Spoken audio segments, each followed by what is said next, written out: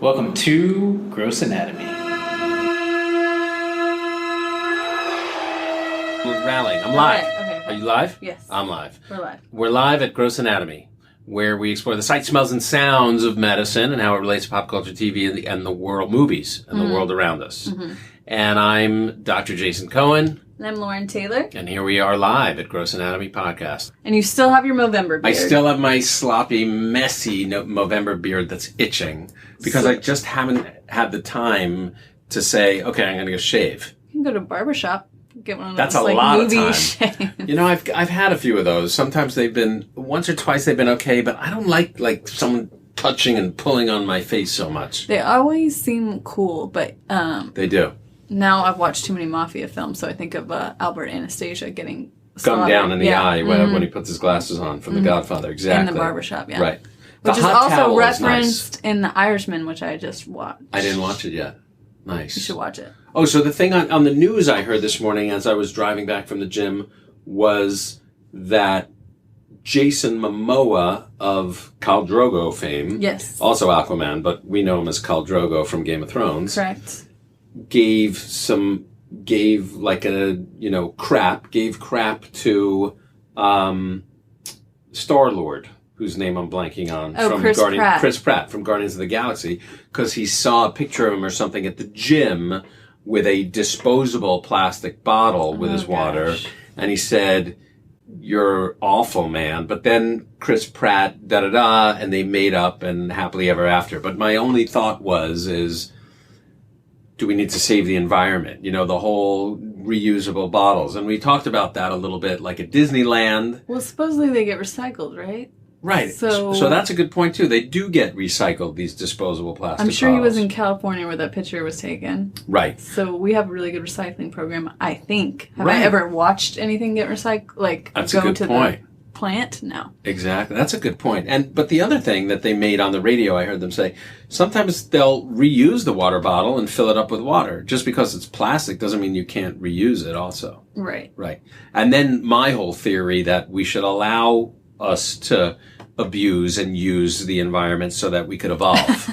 And so I just wanted to make so that we could point. be a Yeah, Marvel comic Exactly. character. How dare Khal Drogo Aquaman want to prevent evolution? Sometimes I think just people's, getting so like testy so fast makes people want to drink out of, like it has Right, little opposite passive effect. aggressiveness. Yeah. Yeah, like how dare you insult me? I do great stuff, so Now I'm gonna always drink out of a That's a good point. Yeah, people are unfortunately people are quick to be negative. Mm-hmm. People are quick to put other people down. Right. Because at the end of the day, it makes you feel good when somebody is lower than you. Right. So. No, Yeah. I've been hearing a lot of that lately. You have. Well, I was listening to Ellen was on the Conan O'Brien podcast, and she was, Ellen DeGeneres? Yes, Uh-huh. and she went vegan for a while, but she was like hounded by people for not being vegan enough, or that there was there was leather in her car, so Right. she's being hounded for that, and she just finally was like enough.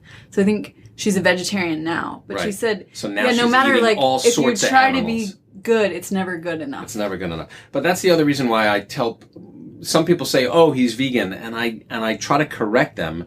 I say I try to be as plant-based as possible. Is one thing I say, or I say I'm an irreligious vegan to right away preference, Right. And let everybody know what the story is, because I really do think that eating animal products is not healthy for us. I think it causes inflammation in our body, and I think heart disease, cholesterol, cancer, all of those things probably are made worse by animal products. I do really believe. Yeah. So I strive for it. And on the movie What the Health that I saw, did you see it?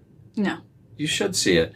The one really good point that they talked about was it's probably okay to eat a certain amount of animal products, but I don't think anybody's really figured out what amount is enough and where do you get to the point where it's too much. Right. So that's and I think the a lot issue. of people are eating, like we did a whole podcast on like the fake meat products Right. that are like cornering the market now. And so now they're doing studies on like, is this really good for you? Right. Because, we talked about what they put in Right. it to make it taste like meat and just processed food in general, a lot Right. of people feel isn't healthy, no matter if it's vegan or not. exactly. Yeah. So, I mean, if you could live on just fruits and nuts and raw vegetables, I mean, I don't know. That'd be good. I've never seen anybody do that before, but good for you. Exactly.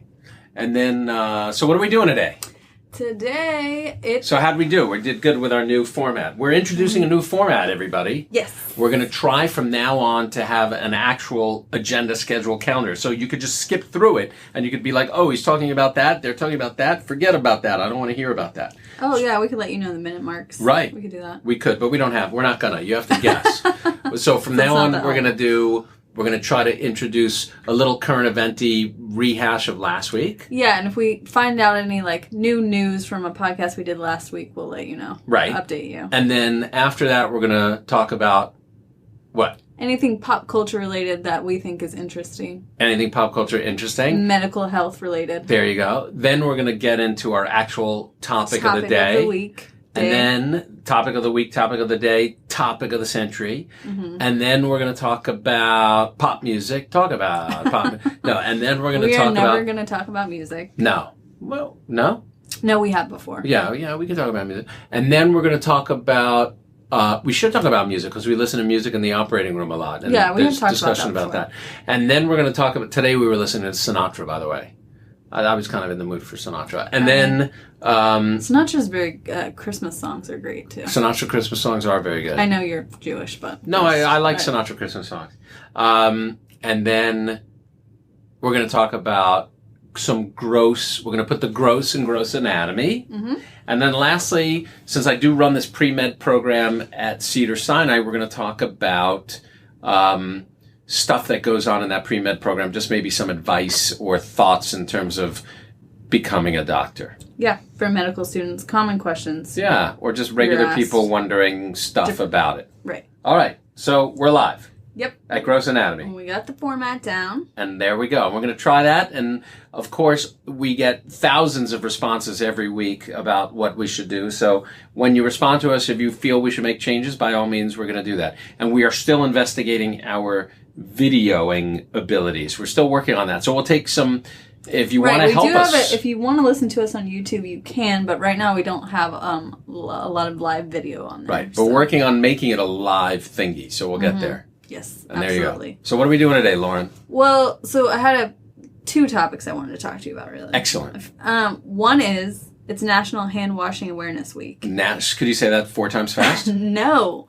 But there's some interesting facts about why this is a week. Apparently, I guess you know this as a doctor. I know 80% of communicable diseases can be transferred by touch, person to person. 80%? Yes, that's what it says. Okay. And then washing your hands a few times a day can reduce diarrhea rates by 40%. Yeah, that's what's a crazy thing. Should I cut you off or let you keep please cut me off. So one crazy thing is when we talk about a lot of these gastrointestinal illnesses that people get, when you think about the way it's transmitted, you learn it in the book, but no one really wants to talk about it. It's fecal oral. It means that somehow poop is on your hands and then you put your hands in your mouth. Not true, obvious poop, but some touching of poop somehow and you didn't clean enough or wipe enough or... Mm-hmm. That's what I said here, too. Gross and crazy and disgusting when you think about it. And the sprays from, pee when you have the toilet up, apparently. You're getting germs by just, touching the handle. Wow. That's why you have to wash your hands after the bathroom. And that explains why I'm so OCD. Yeah, I am, too. I wash my hands too much, I think. But then when I was reading this, I don't know that I washed them long enough. So that's what I was going to ask you about. It says for 30 seconds... that you should wash your hands. I don't think I wash for 30 seconds. I don't think you need to wash for 30 seconds. So I think 15 seconds is recommended, though, at the very least. I think some people say you have to say the alphabet while you're washing. That's a good idea to know how much to wash. But I think the bottom line is getting a lather on your hands and then getting the lather completely off your hands is the way to go. Okay. If you know you have lather all around your surfaces of your hands and then have rinsed the lather off, you've done a good job. Right. I think that's the easiest way to figure it out in terms of adequate hand washing. And then I always keep my nails short just so I don't pick at them. But apparently, I think I do well because I guess a lot of germs are just under your fingernails. A lot of germs are under your fingernails. Scrub under there. Yeah. And then another thing, it says that pneumonia, I didn't know this, it's spread by touching your face with dirty hands. I guess that makes sense. But then it said regular hand washing can decrease this, and that's the number one cause of childhood death. So when it sounds that serious, I'm like, oh, maybe I'm not washing my hands enough. I'm already OCD about it. Yeah, hand washing is good, but you know, to some degree, I think you could wash your hands too much a little bit too. Yeah, that's what I was wondering, because they brought that up, like, a lot of articles when the hand sanitizer craze was going nuts. They were like, well, then you're not getting the good bacteria or something like that. Right. You don't want to sterilize yourself too much. You don't want to kill all the good bacteria. You don't want to disturb the normal equilibrium of the bacteria living on us. I mean, the crazy thing is we have tons of bacteria living on us. It's totally normal. We have staph species, Staphylococcus species, and Streptococcus species, and other species of bacteria living on us all around, and others as well. But you want them there to some degree, because that's what maintains our homeostasis and prevents some of the evil guys from rising up. Right. But the other thing is the way we build our immunity is by getting sick and by getting certain illnesses and getting in contact with bacterias and viruses. That's how, as a youth, we build up our immunity so that we're able to fight illnesses and diseases. So I think if we try to be too sterile and too careful and you may not allow that normal, natural immunity to build up in your system. Right. And I don't know if anybody really has looked at the data and the incidents but you know, there's a saying in German, because my wife is German, was born in Germany, that says, I don't know how to say it in German. My mother-in-law could say it. It sounds really good. But it basically means that dirt makes health or something, or dirt makes good. You know, like you see kids all the time picking crap off the floor and putting their hands in their mouth and things in their mouth. That's what builds a kid's immunity, believe it or not. But I was wondering too, like in the TV shows, like in the medical doctor TV shows, they always like, do they use that stuff? What is that, like orange? It's a sterilizing, cleaning solution. It's Hibiclens is one of them, or a betadine, iodine, providine solution is another. So there are two solutions. There's either, actually, of scrub solutions, there are two solutions. Actually, maybe there are even three. There's just like a regular super duper strong cleaning solution, and then there's a betadine or iodine solution. But you would never need that if you weren't doing surgery. It's just ways to sterilize your hands. Although there are some people who shower with Hibiclens and those things now. Wow. I have a random question for you. Okay, random. I don't know that it fits in our format. It may not fit in our format. So I can always take it out. We could always take it out. But my husband was rewatching ER the other day. And in season 2, episode 1. Season 2, episode 1. Dr. John Carter. Why was he watching ER? Because, for research for our show? No.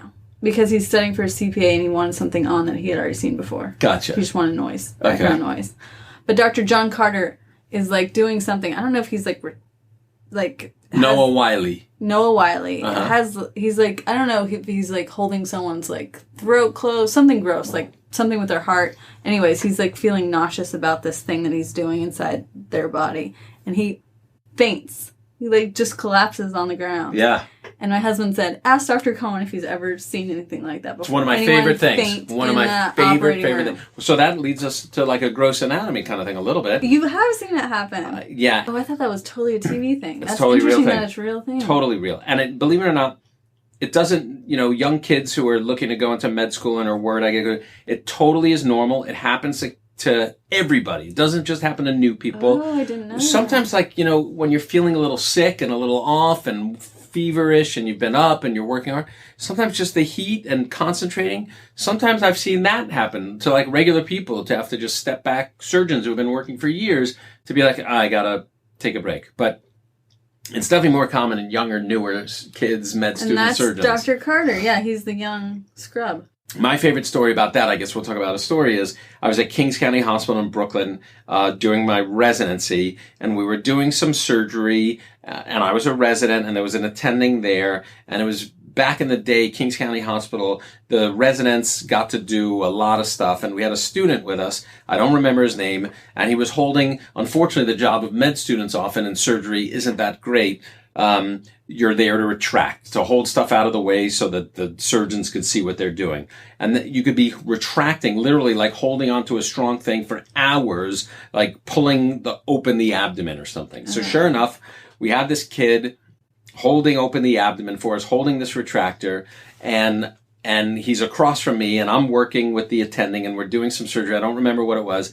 And he looks, and he says to me, and he looks at me, and he goes, and I still remember it going in slow motion. And he looks at me, and he goes, "I'm not feeling very well, Dr. Cohen." And we saw his eyes roll up in his head. And all of a sudden he starts falling forward into the patient. And then he kind of leans back and starts falling back. And he's still holding the retractor, and the patient starts going with him. And the attending moved his hand and the retractor out of the way. Someone luckily got behind the kid and caught him and put him down, but the kid was taking the body off the table with this retractor. Better than Dr. Carter falling in ER. Yeah. It's your real life story. Actually, I have another funny story, and maybe we won't necessarily have to tell a gross anatomy story, is the other thing that med students and residents are really, not so much these days, but way more in the olden days when I was going through training, is you're sleep deprived. Mm-hmm. So you're operating, and when you're the student just holding something, sometimes it's just your arm in there, we're not videoing, but sometimes it's just your arm in there, and your body, there's no room for your body. So you're like out of the thing. You can't even see what's going on. You're just holding that body open sometimes. Mm-hmm. But sometimes you're in there holding it, and you're sleep deprived, and you're tired, and it's hours, and you may close your eyes or whatever. So there was a story of my mentor who was there doing, I think he was a mid-level resident, and there was another resident there helping or retracting, and he was, or a junior resident, like maybe a first-year resident or maybe a med student, and he was retracting and had been sleep deprived and was working all night, and everybody knew how hard he'd been working, and they're doing open heart surgery. And when they do open heart surgery, a lot of time they actually have to stop the heart so that they could operate on it, and then they put the patient on what's called bypass and then start the heart up again. And one of the ways to protect the heart when you're on bypass is ice, baby. So they actually would bathe the heart in ice and super cold water to hypothermia. We had a whole episode on hypothermia. So the heart's sitting in the chest, in ice. They're working hard. And all of a sudden, this kid who's been up all day face plants into the heart in the ice. What? Sure enough, they pick him up, they grab him, they put him off in the corner, and they say, "Let's get another guy in here to help hold." And that was it, and they kept operating. But the guy face planted into the heart ice. Oh my God. Yeah. What happens after? Do they just, well, this is the olden days. Humiliated? Like, they're humiliated. Do they just apologize? But back then it was normal. And what was interesting is my mentor who told me the story said that the boss, the guy who was doing the surgery, didn't get upset, didn't get flustered, he acted like this is normal. Bring in the next kid to help me. Wow. Yeah, and totally fine. Interesting. Yeah. Okay, that's fascinating. Yeah, that is good stuff. Make sure my husband listens to this one. Let him know. You answered his question. There you go. Thanks. Exactly. What else are we talking about? So the other thing, it's kind of pop culture, but it goes into like laughter actually being good medicine. But The Marvelous Miss Maisel is returning. Can't wait. Friday, can't wait. Today, December 6th. December 6th. Season 3. So it's going to be Midge and her manager, Susie, going on tour. Very exciting. So it's going to be just a lot of stand-up, I feel, and a lot of fun. And really funny. And I sent you the article, I don't know if you read it, and it was in the New York Times, about this girl who's actually, like, people keep saying she reminds them of, like, the modern-day Miss Maisel. I guess she wrote an essay in the New York Times, and she was getting a divorce and, like, living with her parents, but pretended like she was house-sitting because she was embarrassed, and she was looking for a place for her and her daughter. But, so she was a journalist. She never did stand-up before, but people kept being like, you remind me of Miss Maisel. So she actually started doing stand-up. Wow. And she found it really did help her. Like, wow. And is she a successful comedian now? No, but I guess she had a show where she, like, obviously, comedians always say how they bomb. Like, she started doing shows where she had to actually pay $5 to get on stage, and nobody's there, and it's all that. But part of me wants to do that. I think you should do it. But I'd be too nervous. I could see you do it. Yeah, but I think I'd be too scared. Like medical funny stories. She was too. She said she felt sick, but then, like, after, now she's, like, addicted. Now it's like it's healthy for her. Like, she doesn't feel sad anymore. She doesn't feel, like, low anymore. That's great. And so that got me thinking of, like... Well, part of it is getting out of your comfort zone. There's nothing like succeeding or even failing, but just feeling good. not getting ridiculed when you go out of your comfort zone. Yeah, she said, so she finally did one set that killed, and she said she felt like Midge killing it at the Gaslight. And I thought that was cool. That is awesome. So I was looking into like what she was saying, and there is some truth to like laughter is the best medicine. Apparently it can like boost your immune system. Like I didn't know laughter was actually, like I can't figure out where that term actually came from. Laughter is the best medicine. Nobody knows. Everybody who knows. actually coined it. Right. But they think it's like endorphins. Old Testament. It's releasing endorphins, which exactly. is the same thing that, exercising or sex or any of those things release endorphins. So laughter releases endorphins, which theoretically boost the immune system, stimulate yourself, get you feeling better and all of that. I mean, that's probably, and you always go into your patient's room, usually like with a joke, like try to make them feel better. I try to. I don't know about a joke, but I try not to be I try not to take myself too serious, as you can tell from this podcast. It's good. Apparently, too, you can burn calories. So if you laugh for 10 to 15 minutes a day, you could lose up to 4 pounds a year. Wah, wah, wee, wah. So it's better to be happy than sad. You only need to lose 3 to 4 pounds a year. Well, the other thing, what was it? I don't remember. No, that is supposedly smiling is easier than frowning in terms of muscles used in the face, but that goes against. That goes against it. Well, it's easier to smile than to frown. Well, you said it protects the heart. It kind of helps like the blood flow. Cardiovascular problems. And there you go. Yeah. Good and it may even help you live longer, according to a Norway study, but I don't know how extensive. You mean being doing stand-up comedy? No, just laughing. Yeah, I gotcha. I think actually probably being a comedian probably isn't that good for you, smoking bars, all that. But the laughing is good for you. Yeah. So, and then that's all I really want to talk about. And we talked about our gross anatomy stories. The only other thing I just maybe touch upon, so two major influencers almost at our level are both Ellen DeGeneres and her main producer, Andy Lassner. Good friend of yours. He's a good friend. He's a guy I grew up with who was kind of a big brother I never had. He and his big brother were both big brothers I never had. They both were mean to me. No. So I saw on Andy's Instagram, which I don't often look at, but on Andy Lassner's Instagram, he's doing this treadmill walk now as kind of like a thing, the treadmill challenge. And it's just kind of funny to watch because I go to the gym every morning, and one of the things I do is I walk on the treadmill, and I don't run on the treadmill. You should, I should do it. I was thinking that. It's partly because I have bad knees, and I think walking is good enough. But, and I walk in an incline and all that. So I think I need to let him know. He's probably not going to acknowledge me because, he's got 87,000 followers. No, you should definitely show him that you're part of his movement. In fact, I started the movement. He doesn't know that. Film the top of your head like he does. Exactly. Although his hair looks so much better than mine. So lastly, the last thing we're going to talk about is some med school or pre-med kind of advice. Right. And what did I say I wanted to talk about today? I don't even remember. How you got a question from one of your med students on how you choose where you want to go to med school. Right. So every week, every Wednesday before we do our podcast, we meet our students for a couple of hours, and we have a guest doctor come in and talk about their journey. Today we had a young surgeon talk about her journey, and one of the students asked her how she decided what med school to go to, and the answer isn't that simple, but there's some simplicity to it. And one thing I think the unfortunate reality is it's getting harder and harder to get into med school. I certainly recommend applying to as many as financially you're able and willing to apply to, and be prepared to get a lot of rejections.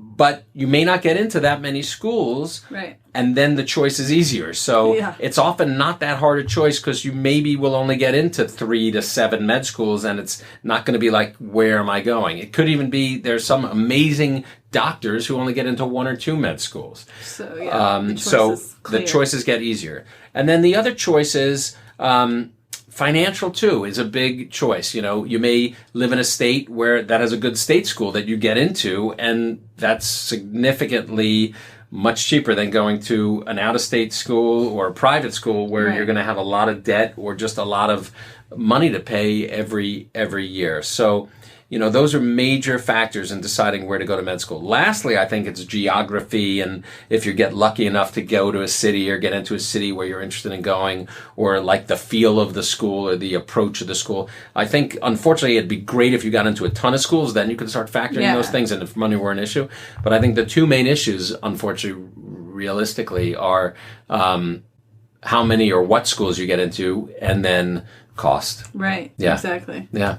So probably today I probably wouldn't get into any med schools because it's getting harder and harder, and nor would I be able to afford it anyway. So I'd be just like I'd be a dancer. Well, I was reading in some states, like LA is obviously very competitive, but some states where they have a real lack of doctors that they're like paying for their schooling. Yeah, that's another option, is go to a place, try to find a program, and that'll be a way to decide where to go. Mm-hmm. And there you have it. There you have it. Gross anatomy. So we have 1 or 2 more episodes before the year ends. 2 more episodes. 2 more or 1 more? And then we're both on vacation. I think only 1 more. Okay. Right or no? We have next week, the 11th. And then we have... Oh, right. So we have the 11th and the 18th. And then we are out for 2 straight weeks. Mm-hmm. So we're going to be... so are we going to do our end of year one next week, or we'll do it in 2 weeks? We're going to do it on the 18th. We're going to do it on the 18th. Mm-hmm. And there you have it. Thanks, everyone. Thanks for joining us at Gross Anatomy. And remember, while I am a doctor, don't take anything I say as true advice, but please give us questions, thoughts, comments, recommendations. We really love to hear from you. Thanks. Bye. That's it for this week. Thanks for listening to Gross Anatomy, and be sure to subscribe to our podcast so you can check out more episodes on the evolving sights, smells, and sounds of medicine.